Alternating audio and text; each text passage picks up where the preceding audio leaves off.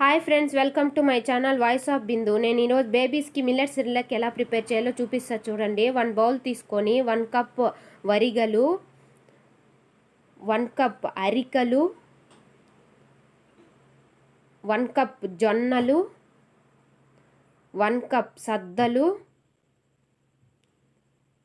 1 cup కొర్రలు అంతా బాగా మిక్స్ చేసుకొని వాష్ చేసుకొని ఎండలో ఆరబెట్టుకోవాలి ఫ్రెండ్స్. 1.5 hour 2 hours.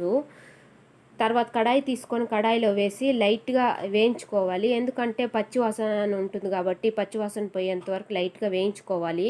వేయించుకున్న తర్వాత సలార్ పెట్టుకొని పౌడర్ చేసుకోవాలి. పౌడర్లో మళ్ళీ రాగి ఫ్లోర్ యాడ్ చేస్తున్నా, ఎందుకంటే నా దగ్గర రాగులు లేవు కాబట్టి నేను ఫ్లోర్ యాడ్ చేసుకుంటున్నా. మీ దగ్గర రాగులు ఉంటే మీరు యాడ్ చేసుకోండి.